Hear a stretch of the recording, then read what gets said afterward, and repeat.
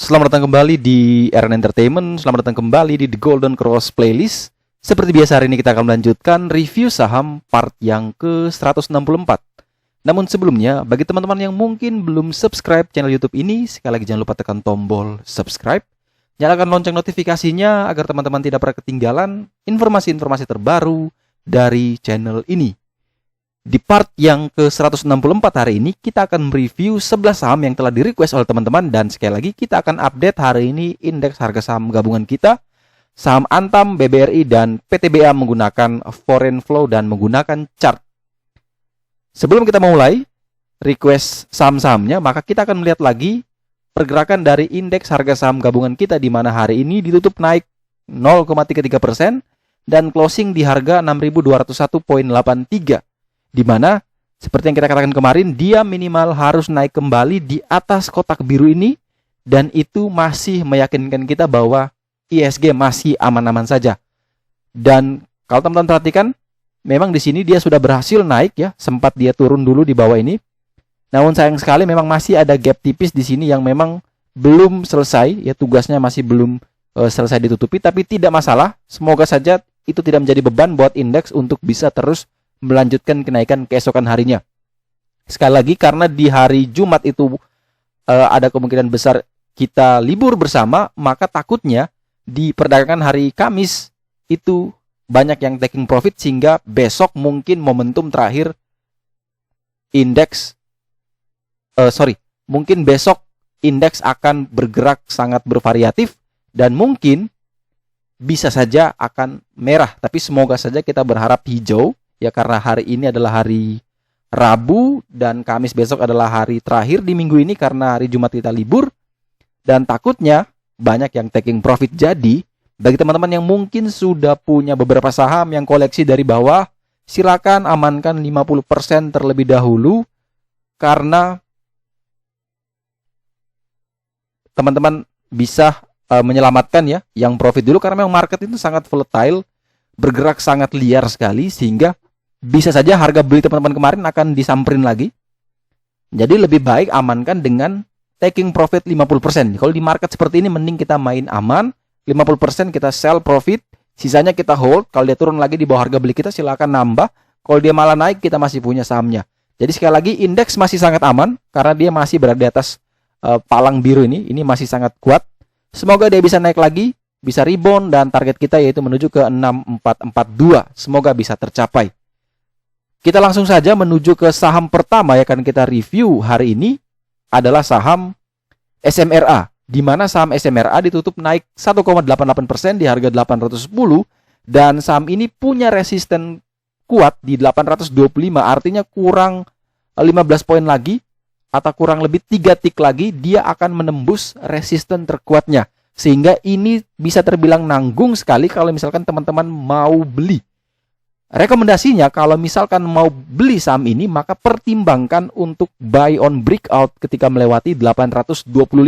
Selama dia belum melewati 825, mending teman-teman wait and see terlebih dahulu, karena memang risknya sangat high.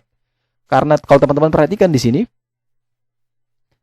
yang saya gambarkan warna kuning ini adalah risikonya ya. Ini warning kalau misalkan dia tidak berhasil melewati dari PBH ini. Bayangkan risikonya sebesar ini. Bagi saya ini tidak menarik. Tetapi kalau misalkan dia break di atas 825 dan teman-teman beli di sana, maka langsung pasang kurang lebih 3 tick di bawah harga beli teman-teman sebagai batasan untuk stop loss, sehingga resikonya tidak terlalu besar. Tetapi kalau misalkan teman-teman yang mungkin punya strategi lain, bisa beli di harga berapapun, yang penting ingat kapan harus keluar. Jadi tanpa perlu support, bisa pakai minus 3%, bisa pakai minus 5% untuk exitnya. Banyak orang hanya bisa tahu entry, tapi tidak tahu kapan harus keluar. Sehingga biasanya kita butuh yang namanya support untuk melihat pergerakannya sampai mana dia turun, dan resisten, dimana kalau itu tidak mampu dilewati, maka kita bisa taking profit terlebih dahulu. Jadi kalau misalkan yang mau beli SMRA, silakan buy on breakout di 825.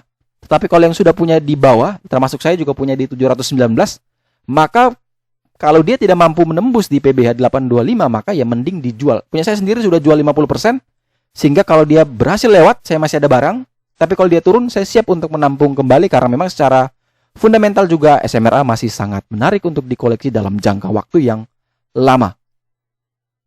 Kemudian setelah SMRA kita punya saham Kimia Farma dengan kode emiten KF di mana hari ini ditutup minus 2,78% di harga 3.500 dan sekali lagi resikonya masih medium karena memang dia masih berada di sekitaran area PBL di 2.910. Bagi teman-teman yang ingin membeli saham ini, saya lebih rekomendasikan kalau misalkan dia mendekati di 2.910 sampai dengan 3.050. Ini jauh lebih menarik untuk teman-teman beli karena resikonya lebih terbatas sekali sehingga tidak terlalu banyak minusnya ketika teman-teman cut loss. Tetapi kalau misalkan dia tidak turun sampai mendekati area 3.050 dan 2.910, maka tunggu saja dia break di atas 3.798. Jadi ada dua opsi, buy on breakout ketika melewati 3.798 atau tunggu di area 2.910 sampai dengan 3.050. Selama dia tidak masuk ke area tersebut, maka mending wait and see terlebih dahulu untuk saham KF. Untuk target dari saham KF misalkan berhasil break di atas 3.798, maka target jauhnya adalah menuju ke 5.150 yang mana itu adalah PBH atau resisten paling kuat dari emiten ini. Sekali lagi saham Kimia Farma, Indofarma, IRA itu belum mengumumkan atau merilis hasil laporan keuangan. Jangan sampai hasil laporan keuangannya bagus, harga sahamnya sudah arah berjilid-jilid, baru teman-teman mulai pertimbangkan untuk masuk. Jadi kuncinya adalah teman-teman harus tahu risk manajemennya, harus tahu misalkan masuk di harga segini, kira-kira risknya bisa saya terima atau tidak. Kalau bisa terima silakan buy, kalau tidak maka mending skip ke emiten lain yang menawarkan risk yang lebih rendah. Kemudian berikutnya kita punya saham AGI, di mana saham ini ditutup minus 3,13% di harga 1.240 dan saham ini punya resiko yang low, di sini ada tertulis. Dan juga karena dia dekat dengan PBL di 1.210. Artinya sebenarnya saham ini sudah bisa menarik untuk mulai dibeli atau dikoleksi selama dia masih berada di atas 1.210. Jadi kalau dia masih berada di atas harga PBL, maka saham AGI masih sangat aman untuk kita keep. Tetapi kalau jebol di bawah 1.210 langsung cut loss. 3 tick di bawah itu. Jadi minimal kurang lebih di 1.200 atau di 1.195. Itu teman-teman bisa langsung cut di sana. Kalau tidak maka dia berpeluang menuju ke 1149. Tetapi kalau misalkan dia kuat bertahan di atas 1210, maka dia punya chance untuk melanjutkan kenaikan. Terdekat adalah menuju ke 1329 dan terjauh yaitu menuju ke 2060 yang menjadi PBH atau resisten paling kuat dari saham AGI. Kemudian berikutnya kita punya saham BSDE di mana saham ini ditutup naik 0,82% di harga 1.215, di mana saham ini memiliki risiko high ya. Kalau teman-teman perhatikan di sini tertulis high. Kenapa dia high? Karena dia berada lebih mendekati ke resisten dan di sini punya peluang kalau misalkan turun ini sangat lebar sekali. Sedangkan kalau kita lihat rewardnya itu tidak terlalu banyak, masih lebih banyak adalah risknya yang berwarna merah. Artinya, kalau misalkan teman-teman mau beli BSDE, kita pakai support-support selain PBL dan resisten PBH. Di mana kalau kita lihat di sini, dia punya support terdekat berada di 1.201 dan resisten terdekat berada di 1.246. Ini adalah semi support dan semi resisten, sehingga kalau teman-teman yang mau trading, selama dia masih berada di atas 1.201, maka saham ini masih aman, bisa boleh trading. Target terdekat ke 1.246, target jauh menuju ke 1.290. Ketika dia jebol di bawah 1.201, mending teman-teman cut loss terlebih dahulu dan mending tunggu di sekitaran area PBL di 1.070 atau di 1.125.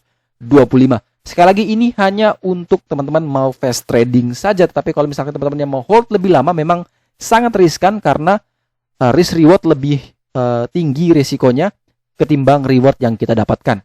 Jadi kalau teman-teman yang mau beli atau mau trading kan silakan cuman pakai semi support ini di 1.201, silakan buy 1.201 sampai dengan 1.215. Target ke 1.246, target 1, target 2 menuju 1.290 dan cut loss jika dia turun di bawah 1.201. Kemudian berikutnya kita punya saham Zinc, di mana saham ini sudah mulai menarik menurut saya karena pertama dia sudah mulai sideways setelah penurunan yang cukup dalam. Ini sudah sideways kurang lebih sudah hampir seminggu. artinya sudah mulai aman, silakan cicil perlahan ya. Cicil perlahan, jangan all in, cicil perlahan karena dia masih jauh sekali dari 124. Ini kurang lebih ada sekitar 9 poin. Jadi teman-teman silakan masuk tes pertama 10% di 133. Ketika dia turun lagi mungkin di 128, silakan tambah lagi ya 40%-nya. Ketika dia menyentuh 124, silakan tambah semuanya. Tetapi ingat ketika dia turun di bawah 120 harus cut loss ya, karena 124 ini adalah support. Kita pasang agak jauh ya, 4 tick ke bawah biar takut terhindar dari volatile-nya. Takutnya berbentuk shadow, akhirnya kita kena SL dan sahamnya malah terbang. Jadi mending teman-teman pasang lebih jauh, boleh lebih jauh dari 120 biar tidak kena shadow-nya, karena memang saham ini suka sekali buat shadow, upper shadow atau lower shadow, sehingga dia sangat bisa mengganggu ketika teman-teman yang masang stop loss ya atau masang cut loss. Tapi kalau secara sekilas memang dia ini sudah mulai menarik untuk kita koleksi, dan selama dia masih berada di atas 124, saham ini masih sangat menarik dengan target kenaikan terdekat ke 151 dan terjauh menuju ke 189 yang menjadi resisten paling kuat dari saham zinc. Kemudian setelah saham zinc kita punya saham BMRI, di mana saham ini ditutup di harga 6.500. Saham ini sudah mulai sideways dan memang ini sudah sangat menarik juga karena memang risikonya juga low walaupun jaraknya ada 300 poin dari PBL. Jadi kalau teman-teman yang mau beli silakan cicil bertahap, ini memang masih menarik ya, dari 6.200 sampai 6.500 itu area beli yang sebenarnya masih menarik karena dia di sini sideways. Kalau teman-teman perhatikan di sini, ini juga sideways kurang lebih beberapa hari dan dia bisa melewati channelnya dan akhirnya uptrend kembali. Dan semoga dia bisa kuat bertahan sideways-nya dan bisa breakout box-nya dan bisa terus melanjutkan kenaikan dengan target terdekatnya ke 6.700. Target jauhnya adalah menuju ke 7.450. Cut loss jika BMRI turun di bawah 6.200. Karena di situ juga menjadi 40 hari harga terendah dari saham BMRI. Kemudian berikutnya adalah saham ITMG, di mana saham ini ditutup minus 0,6% di harga 12.500. Saham ini masih dikategorikan resiko medium, di mana memang dia masih lebih dekat dengan PBL, tapi memang sudah nanggung berada di hampir di tengah-tengahnya dengan PBL di 11.525 dan PBH di 13.900. ITMG memiliki support terdekat yaitu di 12.274 dan resisten terdekat berada di 12.950. Jadi kalau teman-teman yang mau trading selama dia masih berada di atas 12.274 maka ITMG masih aman. Dan secara big Q-nya juga kalau misalkan masih berada di atas 15.525 maka ITMG masih sangat aman. Sekalipun dia bergerak volatile, tapi kalau dia masih berada di atas 11.525 ITMG masih sangat aman dan tidak perlu khawatir karena itu hanya koreksi sehat atau hanya terjadi taking profit sementara. Tetapi kalau dia jebol di bawah 11.525 barulah teman-teman merasa panik ya. Selama dia belum jebol tidak perlu panik karena itu masih aman-aman saja untuk dikoleksi. Justru karena memang ITMG ini juga belum merilis laporan keuangan, belum mengumumkan berapa besar dividen yang akan dibagikan.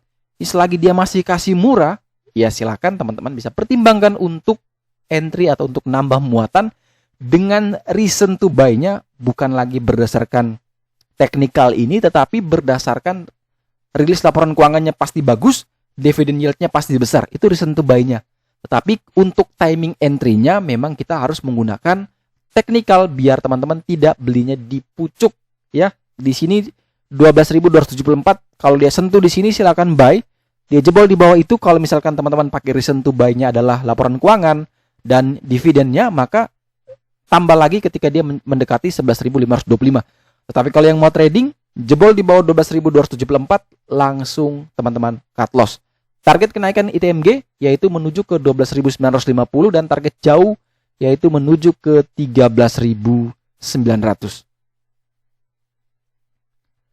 Setelah saham ITMG, kita punya saham ADI, di mana saham ini ditutup naik 2,73% di harga 1.500. Dan saham ini sekali lagi masih berada di atas PBL di 1.270. Resikonya sudah masuk resiko medium dan Target kenaikan untuk ADI terdekat yaitu di 1541 dan terjauh di 1915, yang mana itu adalah PBH dari saham ADI. Kalau teman-teman yang ingin membeli saham ini secara support semi supportnya yaitu berada di 1413 sampai dengan 1460. Jadi kalau dia masih berada di atas area ini, maka secara jangka pendek ya teman-teman bisa fast trade, masih sangat aman. Tetapi kalau dia jebol di bawah 1413, mending cut loss dulu. Silakan tunggu lagi di 1284 sampai dengan 1350.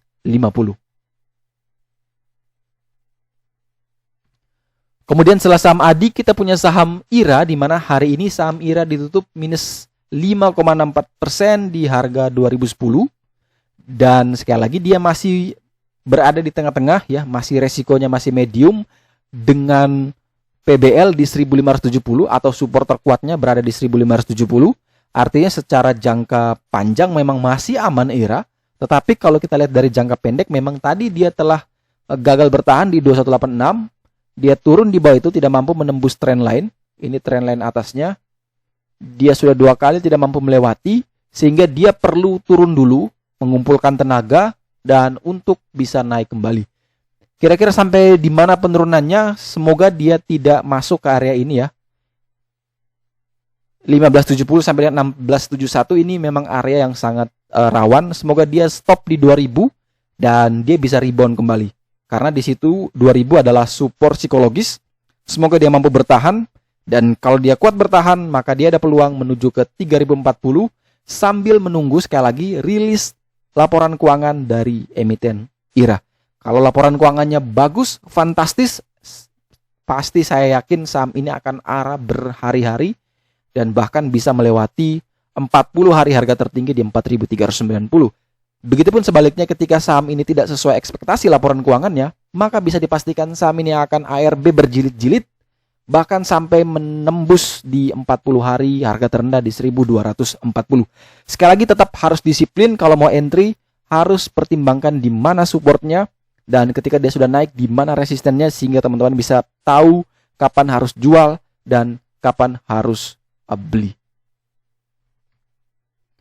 Kemudian berikutnya kita punya saham ASRI, di mana saham ini ditutup naik 2,54%, dan kalau teman-teman ikuti video saya mungkin 2 hari lalu atau yang kemarin, di situ sudah saya informasikan bahwa ketika trend line itu di 232 berhasil dilewati, silakan buy on breakout trend line di 232. Kemarin dia sempat naik tinggi sekali, kemudian closing lagi, turun, teman-teman bisa ambil kembali mendekati 232, sekarang masih bisa profit lagi. Dan selama dia masih berada di atas trendline ini di 232, maka saham ASRI masih sangat aman dengan target selanjutnya yaitu menuju ke 260. Di sini adalah PBH atau resisten paling kuat dari saham ASRI. Semoga dia bisa melewati ini. Kalau dia bisa melewati 260, maka ada peluang besar dia menuju ke 40 hari harga tertinggi di 304. Kalau dia jebol di bawah 232, teman-teman silakan cut loss. Range buy yaitu di 232 sampai dengan 236. Cut loss jika dia turun di bawah 228, di bawah 232 atau kita pasang di 228 dengan target kenaikan ke 260. Sehingga kalau kita pakai support trend line memang risikonya masih sangat terbatas, tapi kalau kita pakai support PBL di 182, maka di sini jelas sekali risikonya adalah sudah sangat high. Jadi kalau mau pertimbangkan beli, pastikan lebih aman sebenarnya adalah buy on breakout di atas 260. Tetapi mengingat jarak dari 242 ke 260 itu cukup lebar, artinya kita sebenarnya bisa dapat profit, maka silakan masuk saja. Tetapi ketika dia turun di bawah 232, pasang di 228 untuk stop loss-nya. Dan saham terakhir yang akan kita review di part yang ke-164 hari ini adalah saham Pakuwon, di mana saham ini sempat turun dalam sekali, bahkan sampai ke 496 kalau tidak salah. Dan dia berhasil rebound kembali, bahkan naik lagi di atas 535. Saham ini sebenarnya sudah dekat sekali dengan PBH di 545, sehingga saran saya mending breakout di atas 545 baru beli. Selama dia tidak breakout di atas 535, mending teman-teman wait and see terlebih dahulu. Target selanjutnya ketika dia breakout di atas 545 adalah menuju ke 40 hari harga tertinggi di 595. Setelah kita mereview 11 saham, maka kita akan melanjutkan update untuk 3 saham andalan kita, yaitu yang pertama adalah BBRI. Ini kalau kita lihat foreign flow-nya seperti apa, dan wow, masih menarik. Pergerakan dari BBRI, net foreign asing hari ini 249 miliar dari total value-nya di 852 miliar, artinya ini hampir 25% atau bahkan lebih saham BBRI diborong oleh asing. Dan kalau kita lihat selama seminggu terakhir, ini sudah 5 hari, ini sudah sangat banyak, ini hampir 1 triliun ya. Artinya asing sangat-sangat tertarik masuk ke BBRI. Sepertinya merger ini yang akan dipakai atau digembar-gemborkan untuk mereka bisa taking profit. Jangan sampai teman-teman dapat dipucuk dan asing sudah akan menanggung apa istilahnya, mendapatkan keuntungan dari teman-teman yang menanggung cuci piring atau kerugian di pucuk. Sehingga kalau teman-teman yang selalu ikuti video saya, kita terus akumulasi karena memang masih hijau, maka bisa mendapatkan profit yang lumayan nantinya. Karena kalau seingat saya, memang kalau teman-teman yang ikuti video dari sebelum-sebelumnya dan koleksi terus BBRI, maka harusnya sekarang sudah posisinya floating profit ya. Karena harga saham BBRI kemarin sempat naik cukup besar, dan harusnya ketika ini sudah bisa merah kurang lebih 1 triliun lagi, maka kita juga akan keluar. Selama dia masih hijau seperti ini, masih segar-segar seperti ini, kita tetap stay, tetap masih aman, tetap masih santai. Apalagi emitennya BBRI, tidak perlu khawatir, disimpan 10 tahun pun, 100 tahun pun masih sangat-sangat aman. Kemudian berikutnya yang kita akan lihat secara foreign flow adalah PTBA, di mana saham ini hari ini cuman net sell tipis 3,9 ya, ini 3,9 miliar kalau tidak salah, dan tidak terlalu banyak. Semoga besok dia sudah segera untuk net buy lagi, sehingga teman-teman yang punya saham ini tidak terlalu takut. Karena sekali lagi reason to buy kita bukan asing sebenarnya, karena kita menunggu rilis laporan keuangan, dan kita berharap laporan keuangannya bagus sehingga nanti di rapat umum pemegang saham mereka bisa membagikan dividen yang cukup besar, sehingga itu bisa men-trigger kenaikan dari saham PTBA. Kemudian terakhir kita akan melihat adalah saham Antam secara foreign flow, di mana hari ini foreign flow Antam naik sangat-sangat tinggi sekali, 196 miliar dari kurang lebih 4 triliun. Transaksi Antam sangat menggila hari ini ya. Banyak sekali orang yang tanda kutip pencinta Antam, fans berat Antam, sehingga transaksinya di TikTok berulang-ulang kali, hampir 4 triliun lebih nih. Dan net foreign asing hanya 196 miliar. Artinya sudah cukup baik sebenarnya, karena kalau teman-teman perhatikan selama 1 bulan ya, dari 4 Januari sampai 10 Februari, itu net buy asing terbesar itu berada di hari ini. Apakah mungkin karena pengaruh update masuknya Antam dalam indeks MSCI ya, Morgan Stanley Capital Index? Apakah karena itu?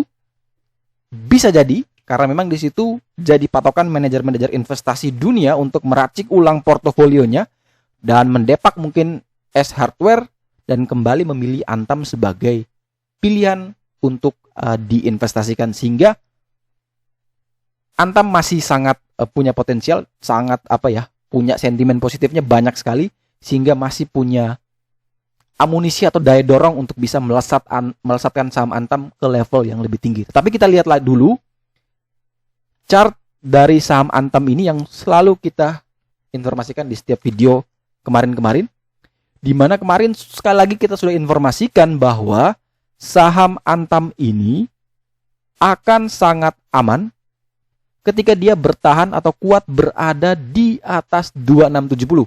Kemarin seperti kita katakan, setelah dia melunasi gapnya, maka dia akan terus melanjutkan kenaikan dan berusaha untuk menjebol resist di 2900. Dan ternyata resistnya sudah berhasil dijebol. Ini sudah berhasil dilewati. Closing di 2930, dan saya berharap, karena saya juga punya sekali lagi di 2097, ini sudah kurang lebih 40%. Saya berharap Antam masih bisa untuk terus melanjutkan kenaikan. Target saya selanjutnya adalah menuju ke resist di 3297. Semoga dia bisa ke sana. Itu target saya dan mungkin bisa taking profit di sana sebagian. Kalau teman-teman yang bertanya apakah Antam masih bisa masuk? Boleh saja karena dia berhasil break resist di sini. Ini break resist artinya resist ini sudah berubah menjadi support baru. Artinya kalau teman-teman buy on breakout, ketika dia turun lagi di bawah 2900 ya cut loss, risikonya terbatas. Tapi jangan langsung pasang di 2900, kasih space, kasih jarak. Mungkin di 3 tick di 2870 biar kalau misalkan dia volatile, karena teman-teman perhatikan di sini banyak shadow. Ini jangan sampai dia kena shadow, ya teman-teman kena stop loss malah dia naik lagi, kan kesel ya rasanya. Sudah kena cut loss, sahamnya malah naik. Makanya selalu saya katakan pertimbangkan ya. Pertimbangkan untuk pasang lebih jauh dari titik support sehingga tidak kena shadow. Jadi selama dia masih berada di atas 2900 maka saham Antam masih sangat aman. Tetapi yang masih menjadi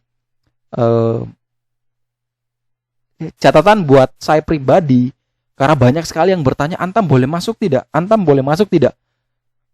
Ini kita dari 2530 kita sudah informasikan ketika dia melewati 2530 silakan buy. Mungkin ada yang buy, ada yang tidak, masih takut.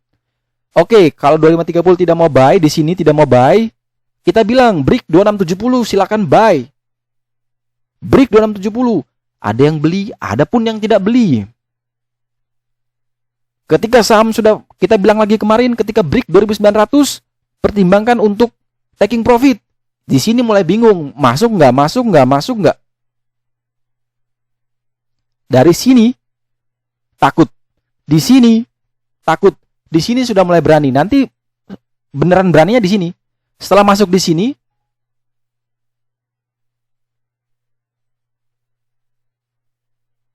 sahamnya nanti akan jadi bin. Nah, berani masuk ya. Kalau kita gambar ini berani masuk di sini, nanti sahamnya jadi begini, baru nyangkut, marah-marah. Padahal dari sini, di sini ini kemana? Di sini ini kemana? Teman-teman kalau di dalam trading, itu kuasai dulu support resistance. Break resistance artinya resistance jadi support. Maka silakan boleh entry di saat dia break itu. Sehingga teman-teman tahu, oke, resistance kemarin 2900, dia break maka support sekarang 2900. Jebol di bawah 2900 saya cut loss. Simple. Tapi kalau teman-teman tunggu terus, tunggu sampai ada yang menginformasikan, oke di sini boleh buy, oke di sini boleh buy. Ya nanti dapatnya di sini nih. Sampai di pucuk sini baru beli ternyata turun. Semua orang sudah TP karena belinya di sini. Seperti saya katakan saya di 2097 itu sudah 40%. Sangat menggiurkan untuk taking profit. Kalau misalkan dia naik ke sini, ya ini mungkin kurang lebih bisa 50% lebih apa 60%. Saya mungkin taking profit dan teman-teman akan dapat hasil guyuran saya, artinya gitu. Mau cuci piring terus kan? Makanya ketika kita melihat suatu emiten, lihat support resisten. Kalau misalkan dia nanggung di resistennya, jangan masuk. Break dulu baru buy. Selama dia belum break, masih nanggung terus tidak pernah lewat-lewat, stop. Mending tunggu di support. Tapi kalau dia bisa break resisten yang tadinya di 2900, sekarang sudah jadi support. Sehingga supportnya bukan lagi di 2670, sudah berada di 2900. Artinya tidak perlu sampai cut loss di 2670. Dia turun lagi di bawah 2900, di bawah 2900 ya langsung stop loss. Jangan sampai hanya bisa entry tapi tidak tahu keluar. Itu yang sangat disayangkan. Semoga tidak ada yang seperti itu, dan karena sudah sering sekali saya bilang, jangan kejar emiten yang sudah naik tinggi tanpa punya persiapan. Kalau tidak punya prepare, tidak punya trading plan, mending tidak usah beli saham, atau beli saja saham-saham invest, ditinggal tidur, biarkan saham itu bekerja buat kita. Daripada kita habiskan uang di sini, setiap hari melototin market ya, lihat running trade, tapi tidak ada yang bisa dihasilkan atau tidak ada pembelajaran yang bisa kita ambil di setiap aktivitas trading kita. dicatatlah di buku trading teman-teman. Hari ini saya beli apa, saya cut loss-nya karena apa, saya taking profit karena apa. Jadi itu bisa jadi log selama sebulan, trading log selama sebulan, biar teman-teman bisa lihat, oh ternyata saya salahnya di mana, solusinya seperti apa, saya jangan lakukan lagi seperti itu.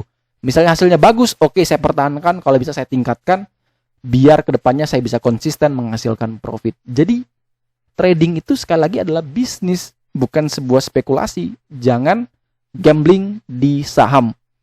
Ketika orang bilang saham itu judi, bukan sahamnya yang judi, kitanya yang judi. Masuk tanpa plan, keluar tanpa plan, dan akhirnya berujung spekulasi.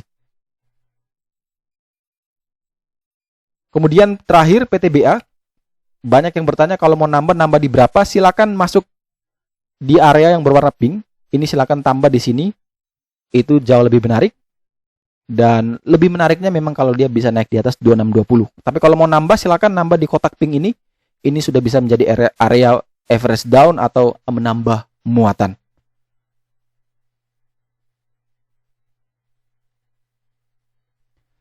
Oke, sekian dulu review saham part yang ke-164. Terima kasih banyak teman-teman yang telah setia menonton.